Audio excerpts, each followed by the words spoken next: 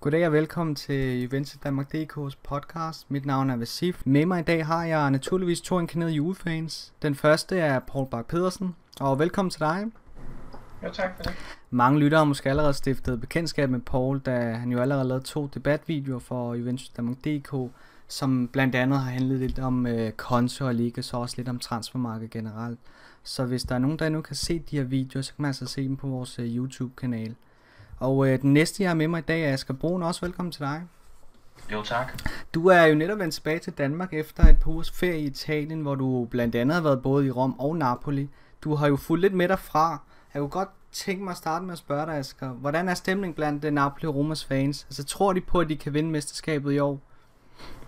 Altså, hvis vi starter med Roma, sådan helt generelt, så virker det til, at både medier og fans, de har store forventninger til den her sæson. De kommer oven på en rigtig fin sæson, men hvor der til at starte med ikke var nogen forventninger til dem. Rimelig hurtigt blev vi så alle sammen klar over, at Roma, de var ret seriøse Scudetto-bejlere. Og her til sommer har de forstærket holdet. De har en god træner, og de har spillet meget stabilt under Rudi Garcia. Det ser heller ikke ud til, at de mister nogle af deres profiler, selvom der har været nogle rygter omkring Benatia. Men spørgsmålet er, om i år ikke er året, hvor de for alvor skal gøre sig gældende i toppen.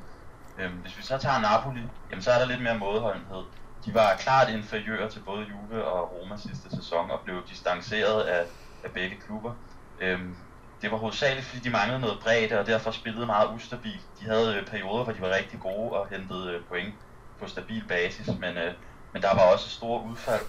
Et par fornuftige indkøb kan måske ændre på det, og så kommer Napoli da også til at kunne kæmpe med i toppen, selvom jeg pt. Ser dem som værende lige et niveau under Roma og Juve i hvert fald. Og forventningerne til Napoli er ikke lige så høje. Hovedsageligt fordi man nu efterhånden har haft forventninger til, at de skulle kæmpe med i flere sæsoner i træk, og hver gang har de fået kuppen. Altså hvis man udelukkende fokuserer på Roma og Juventus, så har Romas træner jo for nylig ud at sige, at Roma skal betegnes som outsider til titlen, og at Juventus må tage favoritværdigheden på sig. Er du enig i, at Juventus stadigvæk skal betegnes som favoritter, eller prøver han blot at tage pres lidt væk fra sit eget hold af sine egne spillere? Altså det er muligt, at han prøver at tage presset lidt af, men jeg er sådan set helt enig med ham alligevel. Juve har den klart stærkeste trup, de har mest bredde på holdet, og de kommer oven på 3 sæsoner med ekstraordinære resultater. Vi skal huske på, at Roma havde en sidste sæson, hvor alt spillede i store perioder. De startede med 30 point i de første 10 kampe, hvor de kun lukkede 1 mål ind. De var ubesejrede i de første 17, og igen havde de en stime i foråret med 8 sejre i træk. Alligevel ender de 17 point efter Juve. Og der hører det selvfølgelig også med til historien, at de taber de 3 sidste kampe, efter at Juve har sikret sig mesterskabet. Men alligevel vidner det om, at Roma i en sæson, hvor alt fungerede, stadig ikke formåede at vinde, så har vi et stærkt Juve-mandskab. I 6. runde sidste sæson, der udspillede Roma Bologna med 5-0, og de følger det så op med 3-0 ude mod Inter og en 2-0 sejr over Napoli, og der tænkte man, wow, Roma de skal tage seriøst i år. Men Juve hentede stille og roligt det her forspring, og så lå fra runde 12 eller 13 eller sådan noget i den stil, så lå Roma altså nummer 2 hele vejen i mål. Så det er klart, at jeg ser Juve som værende favorit også. Det er jo heller ikke sikkert, at Roma de får en lige så god sæson i år. Nu har de også fået Champions League, og der er pres på fra start i modsætning til sidste sæson. Og det her med, at de skal kæmpe på flere fronter, det kan måske også være noget, der kommer til at bide dem lidt i halen. Samtidig så skal man så også huske på, at Juve har fået lidt usikkerhed med det her trænerskifte. Der er ikke rigtig nogen af os, der endnu ved, om Allegri bliver en succes eller ej. Og i de sidste par sæsoner har Juve været utrolig heldige med at have få skader, og de har haft marginalerne lidt på deres side. Og selv når det ikke kørt, har holdet fået resultaterne, hvilket selvfølgelig også skal tillægges masser af dygtige spillere og en god taktik fra Contes side. Men der er masser af spørgsmål her inden sæsonstart, og intet er ligesom givet på forhånd. Der er nok ingen tvivl om, at både Roma og Napoli bliver seriøse bejlere til titlen. Og så synes jeg også, at Fiorentina er en farlig outsider, imens Inter ser ud til faktisk at få bygget et okay hold op, så dem ved jeg heller ikke rigtig, hvor vi har. Men Juve er selvfølgelig den største favorit. Planen for dagens podcast er, at jeg først starter ud med at komme med en påstand, og den kommer til dig, Paul, hvor til du så skal fortælle mig, om du er enig eller uenig, og så selvfølgelig med en begrundelse. Herefter skal vi så kort igennem et par spørgsmål fra brugerne, før vi fokuserer lidt på de forskellige aktuelle emner, som vi har planlagt i dag. Men jeg starter ud med første påstand til dig, Paul, og den lyder således. Hvis Juventus sælger Vidal i det her transfervindue, så skal vi som fans ikke have de store forventninger om, at Juventus skal genvinde mesterskabet for 4 år i træk. Nej, det er egentlig ikke som sådan enig i. Altså selvfølgelig skal man ikke negligere, at Vidal er en klassespiller i sig selv. Det er han, og har stor betydning for det spil, Juventus har. Men når det så er sagt, så kan man sige, at vi ubetinget det hold, der har den bedste midtbane. Selv hvis man ser bort fra ham, der er vi meget godt besat på midten. Der hvor det bliver et problem for Juventus, hvis Vidal forlader klubben, det er især i Europa, hvor man har brug for, at spillerne er af ypperste kvalitet for ligesom at klare Champions League gruppespillet. Altså hvis vi nu bliver lidt ved Vidal, lad os nu sige, at han bliver solgt for de 50-60 millioner euro, som der var rygter om, at United vil give. Har du så tiltro til, at Marotta kan geninvestere penge i nogle gode indkøb? Altså sidste gang vi solgte en spiller for et beløb i den her størrelsesorden, var tilbage i 2001, hvor vi jo solgte Zidane til Real Madrid for cirka 75 millioner euro. Dengang hentede vi jo Buffon, Thuram og Nedved ind. Men der havde vi så også en anden sportsdirektør. Kan Marotta gøre noget lignende? Jamen først og fremmest så vil jeg egentlig sige, at jeg er faktisk nok en af de få, som er stor fan af Marotta. Han har gennem de sidste 3 år skabt et mesterhold uden lige, som har vundet 3 mesterskaber på stribe. Så er der nogen, der siger, jamen det har været Contes skyld. Det har det til dels også, men min påstand er, at hvis du har givet ham det hold, som Seco havde sammensat inden Marotta kom til, så har Conte heller ikke vundet det mindste med det hold. Og dermed egentlig sagt, jeg synes, han er formidabel til at finde spillere inden for de rammer, han ligesom har at gøre det med. Det der er lidt kritisk i forhold til det salg af Vidal, det er sådan set tidspunktet, fordi hvis man kigger ud om i Europa fra de klubber, som man kan gå ind og hente spillere fra, som kan bidrage til at løfte kvaliteten i Juventus, jamen så er de spillere for så vidt på plads. Dem der skulle skifte, de er for de fleste vedkommende, så er de på plads i de klubber, de nu vil skifte til. Så det er mere et spørgsmål om at sige, jamen timing er faktisk mere kritisk end det, om Marotta Semuna kan gå ind og tiltrække spillere som rimelige erstatninger til Juventus. Skal du have også en tilføjelse? Ja, altså jeg er helt enig med Paul, at det bliver svært at komme ind og erstatte Vidal, og jeg synes pointen om, at der ikke rigtig er nogen spillere ledige på markedet lige pt. er rigtig vigtig. Hvis vi lige skal tage den her med Zidane, så synes jeg det er værd at tilføje, at nu sagde du 75 millioner euro, jeg mener det var omkring 65 millioner pund, hvilket sikkert passer meget godt, men så skal det nævnes, at Buffon kostede næsten 50 millioner pund, mens Thuram og Nedved hver især kostede omkring 35 millioner pund. Så vi havde altså en del penge ud over de indtægter, vi fik fra Zidane til at investere i markedet. Og Zidane-pengene gik altså kun til Buffon og halvdelen af Nedved. Derudover investerede vi også over 20 millioner pund i Marcelo Salas. Altså, om vi ville kunne finde en spiller, der var lige så dygtig som Vidal for de penge, han har kostet, jamen det vil vi måske givetvis ikke. Vi ville nok skulle hente fra en hylde eller 2 under, og vi ville måske så have nogle penge, eller vi ville højst sandsynligt have nogle penge tilbage. Men det er ikke sikkert, det var noget, der ville stærke holdet. Og det virker heller ikke til, at klubben har lyst til at sælge. Vi bliver faktisk lidt ved Zinedine Zidane, for det næste spørgsmål er fra en bror, som hedder Mark. Og spørgsmålet lyder på, om I tror, at Juventus, lad os bare se 10-15 år frem i tiden, får solgt en spiller, som overgår eller matcher det beløb, som Zidane blev solgt for i sin tid. Og her tænker jeg jo straks personligt på Pogba. Men har vi andre spillere i klubben, eller spillere rundt omkring, som har et potentiale? Jeg kan starte hos dig, Asger. Ja, Altså hvis det ikke skulle være Vidal eller Pogba, så taler vi langt sigt. For lige her de næste par sæsoner ser det umiddelbart ud til at være dem, der skulle sælges for et ekstraordinært højt beløb, hvis det skulle være. Så kan man sige, altså hvis vi renser for inflation, så var Zidane jo en utrolig dyr spiller, og havde jo, altså der er de her 75 millioner euro, det er jo slet ikke nok i dags penge. Og Juve er ikke umiddelbart en sælgende klub. Der skulle et rigtig højt bud på bordet for at lokke nogle af spillerne væk, eller for at vi ville sælge. Så nej, det tror jeg umiddelbart ikke. Men det er svært at sige, fordi det kan være, at Koeman han udvikler sig helt vildt også. Det kan være, at vi sælger Pogba om et år eller to. Så det må fremtiden vise. Vores næste spørgsmål relaterer sig faktisk til Kingsley Coman, som jo kom til fra Paris Saint-Germain på en fri transfer. Og det her spørgsmål er fra en bror, som hedder Allan. Og selvom Koeman kun har været kort tid i klubben, så har han jo til synligheden allerede imponeret både Allegri og flere spillerne. Asger, tror du, at han besidder det talent, der skal til for allerede at kunne slå igennem på Juventus i denne sæson? På samme måde, som man så det med Pogba for 2 år tilbage? Eller er det lidt for tidligt? Ja, det er svært at sige. Der er ingen tvivl om, at han har et ekstraordinært talent. Det kan man høre på alle roserne, der kommer fra både medspillere og træner.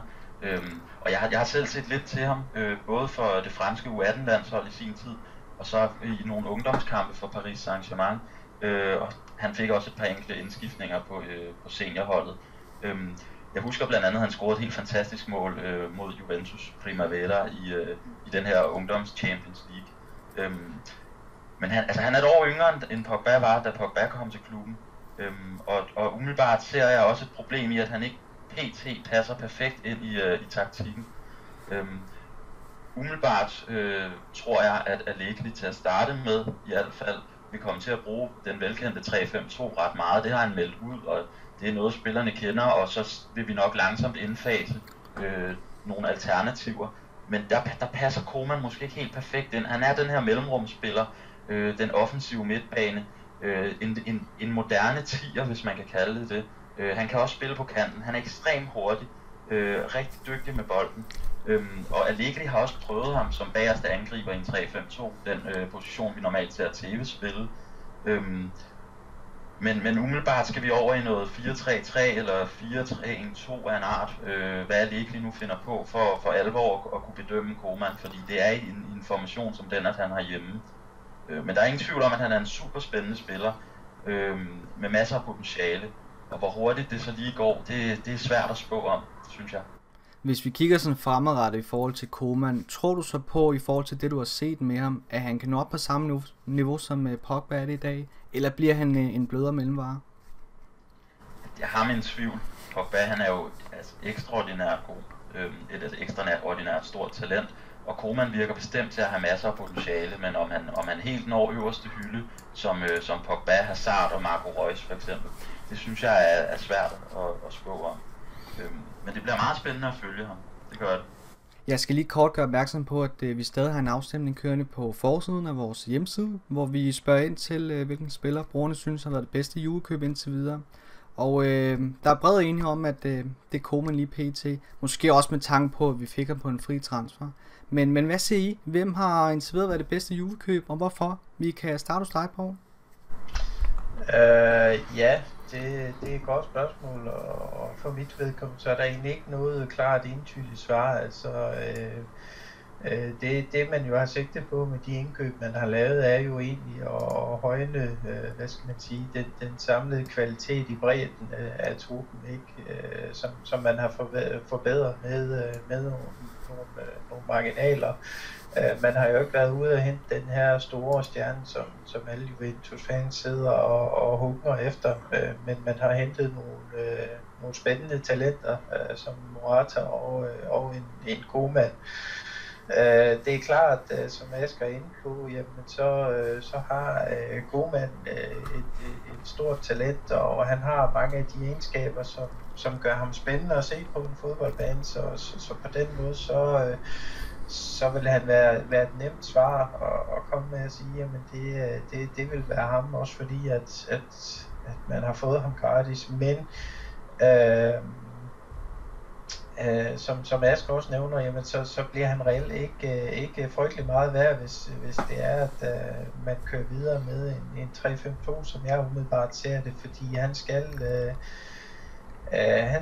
skal have en rolle, hvor han enten er på kanterne, eller også han er i mere den her 10'er-rolle, end det, som 3-5-2'eren kan tilbyde. Så indtil videre, så har jeg svært ved at udpege en enkelt, som jeg synes er et godt køb. Jeg vil nok utraditionelt, så vil jeg nok pege på, at jeg synes, det er spændende, at man har hentet en Romelu i Verona, fordi en af vores allerstørste akilleshæl i sidste sæson, det er bare, at Lichtsteiner, han kan tonse op og ned ad siden med, når han så kommer til feltet, jamen så kan han ikke slå et rigtigt indlæg, om så er det galt livet.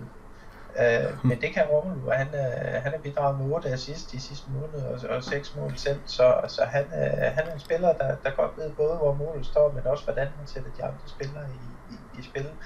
Så jeg tror faktisk, at vi vil se Lichtsteiner, han får kamp til strøgen på højre kanten, som han ikke har fået med Island. Er der overhovedet nogle af de her spillere, som på nuværende tidspunkt kan blive andet end breddespillere? Er der nogle af dem, der har det ekstra, der skal til?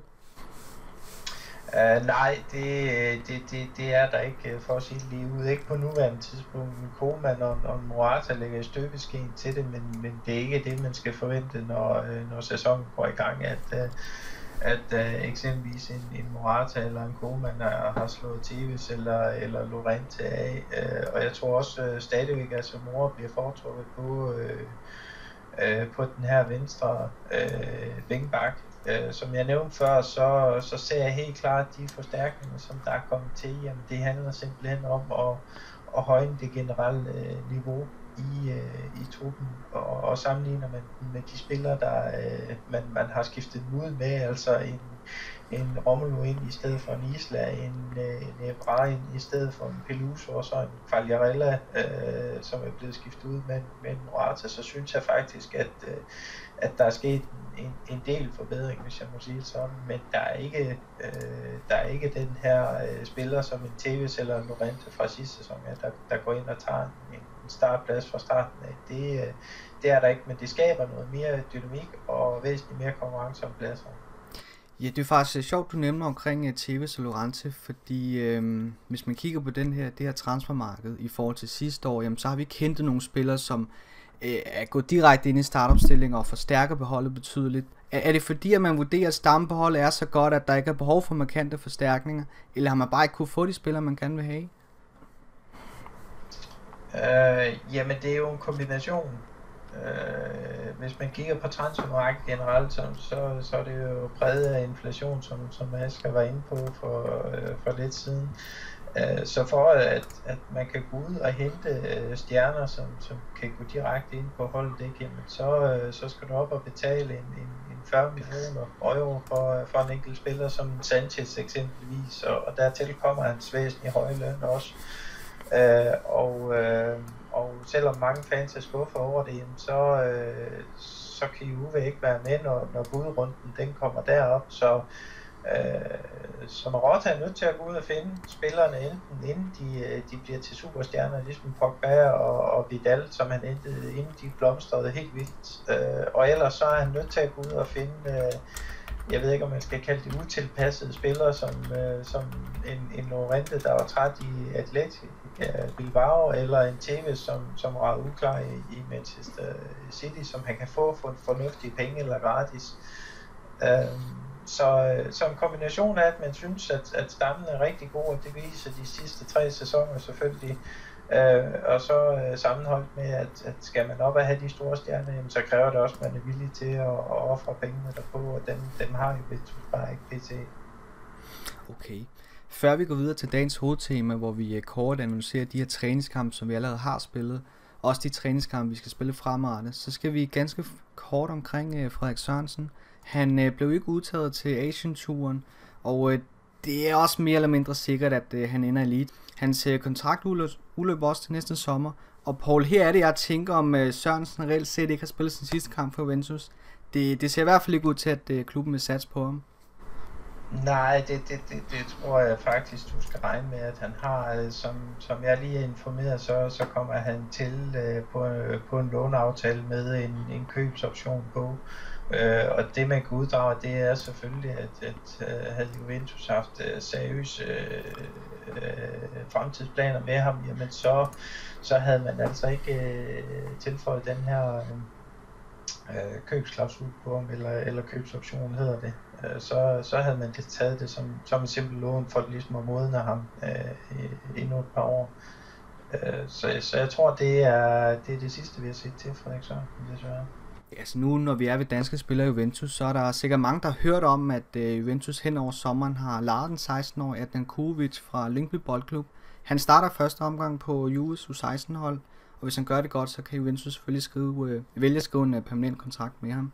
Men det, der er mere interessant i mine øjne, er den tendens, der har været de seneste år i Juventus, hvor man jo ser ud til at have et godt øje til de danske talenter. Så udover Sørensen og Kujović, så havde man jo også en overgang Jakob Barret Laursen, som der senere hen blev solgt videre til OB. Asger, kunne du prøve at give dit syn på, hvad det er, som de danske talenter besidder, og som også gør, at en klub som Juventus pludselig er begyndt at interessere sig mere og mere for dem? Jamen, der er nok flere faktorer i spil her. Hvis vi lige skal tage sådan helt generelt, så er det man oftest hører, når danske spillere og unge danske spillere kommer til udlandet, det er, at de har et utroligt godt mindset, at de mentalt er blevet skolet rigtig godt og opfører sig meget professionelt. Også selvom man måske har spillet i en sekundaklub, altså en første divisionsklub på ungdomsholdet, hvor det ikke var ungdomsprofessionelt. Men jeg tror også lidt, der er nogle tilfældigheder i spil her. Altså det kan være, at Juve har haft kontakt med en scout, som i sin tid hentede Frederik Sørensen, og som har haft øjne på Lyngby i noget tid. Og hvis han så yderligere har scoutet Kujović her, jamen så kan det være, at Juve de ligesom hopper med, fordi det gik jo ret godt sidste gang. Og så synes jeg også, man skal huske på, at der bliver hævet utrolig mange spillere rundt imellem de italienske klubber, specielt ungdomsspillere. Hvis vi tager Parma, så har de over 200 spillere tilknyttet på kontrakt. Og altså, så er det jo klart, at nogle af dem jo nødvendigvis må blive danskere. Men at det lige tilfældigvis er i Juve, de havner pt, jamen jeg kan ikke svare på, hvorfor. Men det er da spændende. Det må man sige, ja. Jeg kan godt give et lille input, hvis jeg må det. Sådan som jeg egentlig ser det, så kan man sige, at dagens den type forsvarsspillere, som man søger efter i dag, de er jo ikke specielt traditionelle italiensk, som eksempelvis en Chiellini, der er en hård fysisk type, som takler igennem på hver bold, der kommer, men derimod så er man mere over i en slags Bonucci-type, som er en spillende forsvarsspiller, som både er god defensiv, men især det at kan føre bolden frem er en enestående kvalitet, som italienerne også har fået øjnene op for. Og der kan man bare sige, at de unge talenter, du har nævnt fra Danmark af, jamen det er jo noget af det, som de besidder, og det er jo det, den danske fodboldskole især opdrager deres forsvarsspillere til. Det er ikke bare at kan forsvare, men gå ind og tage ansvar og bidrage i det opbyggende spil. Så hvis eksempelvis man spiller en 3-5-2 med en Pirlo som playmaker, der bliver mandsmarkeret, jamen så har du altså en ekstra gardering nedefra, som ikke er bange for at føre bolden op og kan spille den til midten eller til angriberne i fødderne og deltage aktivt i det spil. Så det er nogle af de egenskaber, som de danske unge forsvarsspillere kommer med. Okay, det skal siges, at vi arbejder på et eksklusivt interview med Adnan Kujović, som vi selvfølgelig også håber at have op på hjemmesiden inden længe. Vi skal videre til vores 2 træningskampe, som vi har spillet hen over sommeren. Vi lægger ud med at tabe til Lucento, og senere hen spiller vi så uafgjort mod Cesena. 2 kampe, hvor vi alle kan være enige om bestemt ikke var imponerende på nogen som helst måde. Paul, hvad synes du, vi kunne uddrage på baggrund af de her 2 kampe? Er der grund til at være bekymret, eller er det for tidligt? Nej, jeg synes egentlig, man skal tage det meget med grænsalt. Hvis man kigger på den første kamp mod Lucento, ikke? Jamen, der er det tydeligt, at indstillingen er netop, som Allegri siger, jamen det er en træningskamp, et træningspas mere eller mindre, hvor spillerne de render rundt og spiller kampen uden benskinner. Så seriøsiteten i det, jamen træningskampe handler ene og alene om at få nogle kilometer i benene og selvfølgelig opbygge nogle individuelle forståelser i forhold til det spilkoncept, man har. Og Allegri især har brug for, at man får pumpet noget tillid ind i holdet til, at hans koncepter også kommer på plads. Så derfor så giver det heller ikke mening for ham at gå ud og vælge en eller anden stor klub, som man kan risikere at blive kørt over af, fordi aftalerne på holdet og den taktiske forståelse for, hvad Allegri vil, ikke er på plads. Så jeg vil egentlig ikke uddrage så meget af de 2 kampe, der er isoleret set, men det er klart, at nu hen over de næste 14 dage, 3 uger, jamen så stiger intensiteten. De sidste landsholdsspillere er lige kommet med på turen til Asien, og når de bliver bragt i spil, og Allegri får sat sit indtryk, eller aftryk hedder det, på taktikken og opstillingen, og de valg, han nu gør af spillere, så vil man langsomt se, at der kommer noget, man kan forvente sig. Men de 2 indledende træningskampe her, det skal man ikke lægge på. Allegri har jo også været åbnet lidt for posen her i dag. Han fortalte blandt andet i en interview, at han vil køre videre med 3-5-2, og så senere hen forsøge sig med alternative løsninger, alt efter hvad behovet nu er. Han har de 2 første kampe også eksperimenteret lidt med forskellige opstillinger. Der har også været snak om, at han måske går tilbage til at spille med 4 mand i forsvaret. Paul, synes du, han skal prøve noget nyt, eller skal han køre videre med 3-5-2, som jo virkede perfekt under Conte, i hvert fald i Serie A? Jamen, Allegri har jo sin egen fodboldfilosofi, og stikke mod Conte, så synes jeg faktisk, at en af hans egenskaber, som Conte ikke har, det er fleksibiliteten i at kan skifte rundt i forhold til det mandskab, han ligesom har at gøre med. Men kigger man historisk på, hvad Allegri har spillet, jamen så er hans foretrukne klart med en 4-bakkæde, altså en 4-3-2-1.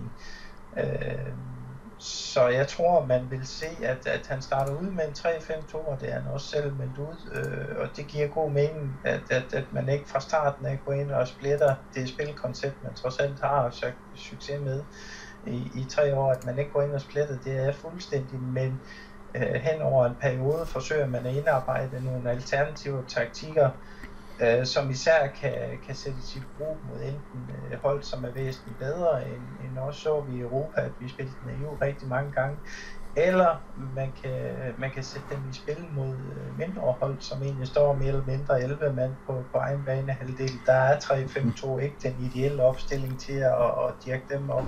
Og det er egentlig der, for at vende tilbage til Koeman, at jeg ser, at han kommer i spil. En Pereira kommer også i spil mod de mindre hold, hvor kreativiteten og de her indløb og så videre, de skal lukke op for de der hermetisk pakkede forsvar.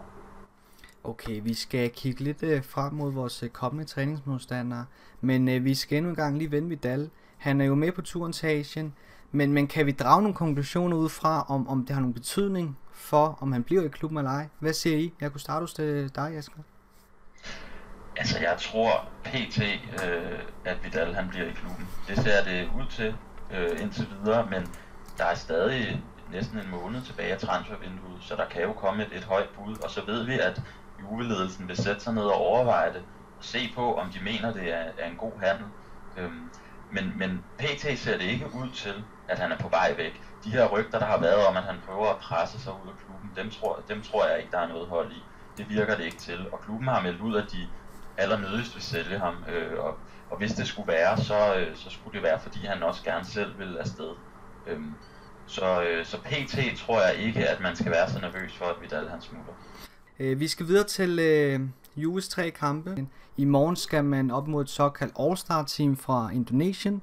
Man møder så også 2 andre hold, både i Australien og i Singapore.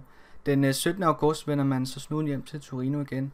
Og Asger, hvis man ser på vores konkurrenter i Serie A, for eksempel Roma, Inter og Milan, så har de jo spillet i diverse træningsturneringer, hvor de alle har mødt hold som Real Madrid, Manchester United og Manchester City, imens vi møder hold, som er langt under det niveau. Er det ikke et problem, at vi ikke møder bedre hold på nuværende tidspunkt i forhold til vores forberedelser? Nej, det synes jeg ikke, det er. Altså, som Allegri også har udtalt, så handler specielt de første træningskampe her altså hovedsageligt om, at spillerne banke noget rust af, de skal få løbet nogle kilometer, de skal i form, og så skal man have lært hinanden lidt at kende, og så kommer det stille og roligt. Der skal nok komme mere intensitet i træningen og i træningskampene også. Havde vi mødt Real Madrid på nuværende tidspunkt, havde vi øjensynligt stillet med et halvt reserve ungdomshold alligevel, og det havde Real Madrid i øvrigt også. Og der er heller ikke super meget intensitet på de kampe, der pt. Bliver spillet i træningsturneringen over i USA. Jeg så blandt andet Roma United, og jeg har også set Roma Inter, og det er ikke fordi, at der er et voldsomt tempo her, og det vil også være mærkeligt, specielt for de italienske holds vedkommende, da der alligevel er noget tid til sæsonen starter endnu. Så det tror jeg overhovedet ikke, man skal være nervøs for. Jeg er forholdsvis fortrøstningsfuld om, at holdet de nok er, hvor de skal være fitnessmæssigt, når sæsonen starter. Forhåbentlig er de også blevet spillet godt sammen. Forhåbentlig har Allegri haft tid til at inkorporere nogle af sine taktiske tanker, til at prøve at optimere lidt på det her hold og få spillet nogle af de nye spillere ind.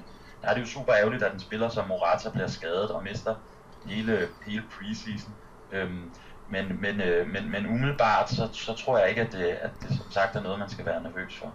Kan man overhovedet komme op på det niveau, der skal til, når man møder så svage modstandere, som vi gør, Asger? Ja, det tror jeg faktisk godt, man kan. Altså, de her små hold, de har det jo tit med, eller det er jo de her All-Star hold, vi skal møde i de næste 3 kampe.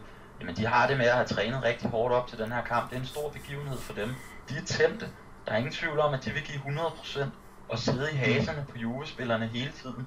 Så kan det godt være, at de ikke er fantastiske fodboldspillere alle sammen. Men det giver jo blot Juve-spillerne noget ekstra tid på bolden.